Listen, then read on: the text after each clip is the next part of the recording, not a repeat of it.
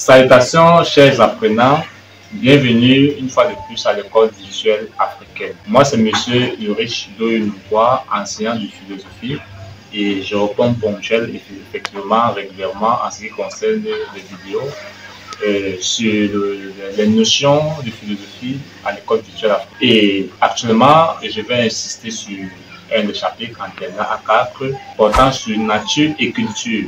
Il s'agit, n'est-ce pas, du troisième chapitre sur le troisième module de nature et culture. Dans ce chapitre, avant de détailler, n'est-ce pas, point par point, je vais d'abord essayer de faire une lecture globale sur les points à mobiliser. Le premier point, on va d'abord définir les concepts, parce qu'à chaque chose, il faut d'abord savoir de quoi parler, n'est-ce pas, chaque chapitre. On va définir les concepts, c'est-à-dire nature et culture. À la suite, nous allons aborder, n'est-ce pas, les différents problèmes à retenir dans ce chapitre. Et après, nous allons aborder, n'est-ce pas, la question, n'est-ce pas, sur l'existence d'une nature humaine.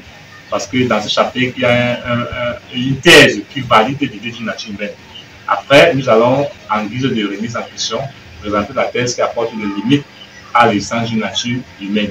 Bon, voilà un peu point par point ce qu'on peut retenir sur le chapitre nature et culture.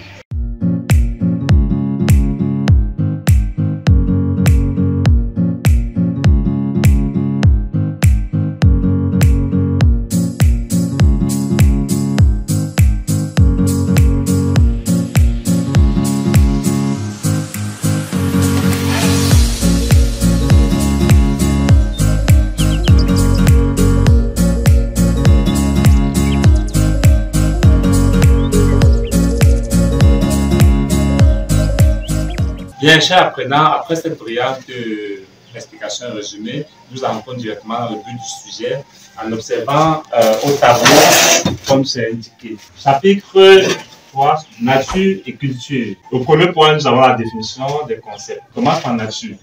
Et il faut préciser, lorsqu'on parle de nature, c'est nature humaine, parce qu'il y a deux types de nature. Il y a la nature physique, qui est la voie l'environnement, bien sûr, au milieu qui nous entoure. Mais ici, on s'attarde plus sur la nature humaine. Lorsqu'on dit la nature humaine, ici, c'est tout ce qui est propre à l'homme. C'est tout ce qui est uni en l'homme. Par exemple, le sexe, la peau, la couleur, la taille, le teint. Bref, tout ce que nous naissons avec, tout ce qui est naturel. Et lorsqu'on parle de la culture maintenant, la culture, c'est maintenant l'ensemble des réalités, des transformations que l'on ajoute à la nature. Parce que la nature est innée, et or que la culture est acquise. Bon, c'est que l'homme, n'est-ce pas, ajoute, n'est-ce pas, par ses actions, n'est-ce pas, ça peut être de manière physique ou de manière intellectuelle. Là, c'est la culture. Maintenant, concernant les problèmes, nous avons deux problèmes, généralement. Certes, il peut y avoir plusieurs, mais de manière fondamentale, dans ce chapitre, nous avons deux. Le premier, et qui est le plus général, ce qui est le problème de l'existence d'une nature humaine, le problème de l'existence d'une nature humaine. Et le deuxième problème, maintenant, est celui, n'est-ce pas, de la hiérarchisation des cultures. Là, c'est lié au terme culture. Or, le premier problème, qui est l'existence d'une nature humaine, c'est lié au terme nature. Nous allons plus nous attarder sur le problème fondamental, qui est sur la question de l'existence d'une nature humaine. Ici, ce qu'on peut retenir, chers apprenants, c'est que soutenir qu'il existe une nature humaine revient à dire qu'il existe chez l'homme, qu'il dit homme, ça veut dire avec grand H, qu'il existe chez l'homme un ensemble de facultés ou bien de caractères qui est universel chez tout homme.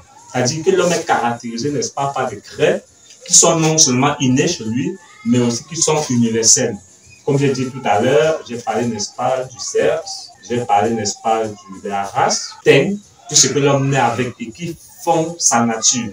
Parce que la nature caractérise, n'est-ce pas, ce qui est en nous, ce qui est inchangeable, ce que l'homme naît avec, ce que l'homme subit. Là, c'est pour justement dire qu'il y a ici une nature humaine. Et également, l'homme, de manière générale, avec grand H, est caractérisé par des facultés universelles, comme la raison, c'est universel à tout homme. Le langage, c'est universel à tout homme. La conscience, c'est universel à tout homme. Bon, tout homme sans exception est conscient, tout homme sans exception est rationnel. Ça, ce sont des facultés qui disent justement qu'il y a effectivement une nature humaine chez l'homme. À ce sujet, nous avons comme auteur Merleau-Ponty qui dit justement, je cite, tout est fabriqué et tout est naturel chez l'homme. Là, c'est Merleau-Ponty. Tout est fabriqué et tout est naturel chez l'homme. Pour dire justement que l'homme est justement caractérisé par une nature qui est propre, Je précise toujours que c'est l'homme avec grande tâche, c'est-à-dire l'homme, tout est être humain sans exception. Voilà ce qu'on peut retenir sur l'existence d'une nature humaine, c'est-à-dire les facultés qui sont innées chez l'homme, qui ne dépendent pas de lui, n'est-ce pas? L'homme est caractérisé, n'est-ce pas, par des choses inchangeables. Là, c'est pour la première thèse. À titre maintenant d'approche de dépassement, pour des remises en question, nous avons au quatrième point, la remise en question d'une nature humaine. Là, maintenant, ici, c'est pour montrer que l'idée d'une nature humaine qui est soutenue par les auteurs-ci est rejetée par ceux-ci. Et lorsqu'on dit rejetée, c'est parce que pour l'approche, je tiens à préciser que c'est l'approche existentialiste de Jean Paul Sartre qui rejette l'idée d'une nature humaine. Pour lui, c'est que il n'y a pas de nature humaine parce que l'homme est lui-même le propre maître de son destin. C'est l'homme qui décide en fonction de sa volonté, de choisir ce qu'il veut être. Ça veut dire que son essence, sa nature n'est que le fruit de ce qu'il veut. Je prends un exemple simple.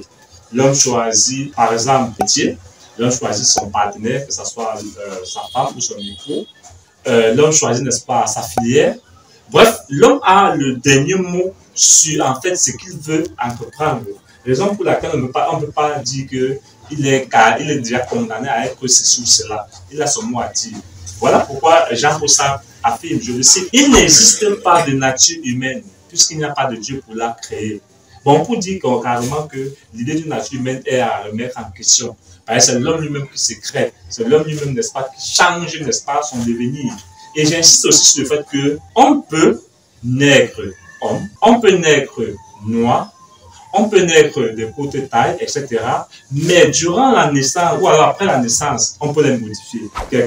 De nos jours, c'est possible à travers la science de changer de sexe, de changer de teint, même de la taille, même le poids, à certains produits, à travers certaines opérations, c'est possible. C'est donc pour dire qu'on ne se limite plus seulement à ce qui est inné, comme pensait cette thèse. Parce que pour la thèse, c'est que non, l'homme est condamné à être ce qu'il est dès sa naissance, non. Mais pour la pensée, c'est que l'homme, c'est l'homme qui a le dernier mot. Bon, l'homme peut modifier, n'est-ce pas, ses facteurs, ses facultés qu'il est né avec.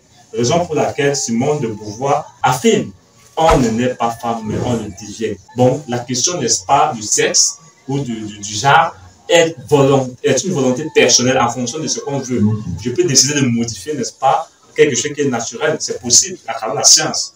Bon, voilà ce qu'on peut retenir ici pour remettre en question l'idée d'une nature humaine, pour dire que l'homme est son propre maître, il est doté du libre arbitre, il a la capacité, n'est-ce pas, de s'autodéterminer, c'est-à-dire de prendre, n'est-ce pas, ses responsabilités en main. Et voilà donc ce qu'on peut retenir ici. Et à titre de synthèse, on peut tout simplement dire que l'homme, peu importe les contraintes, c'est-à-dire les obligations, l'homme est en réalité le seul maître de son existence. Et l'homme ne doit pas passer le temps, n'est-ce pas, à se justifier par des facteurs extérieurs ou intérieurs. Comme Jean-Paul Sartre le dit, celui qui se réfugie derrière un quelconque déterminisme est un homme de mauvaise foi. Bon, pour dire que l'homme reste et demeure le seul responsable de ses actes. Voilà ce qu'on peut retenir ici. Et je vous souhaite une bonne écoute. Merci et aux prochaines vidéos.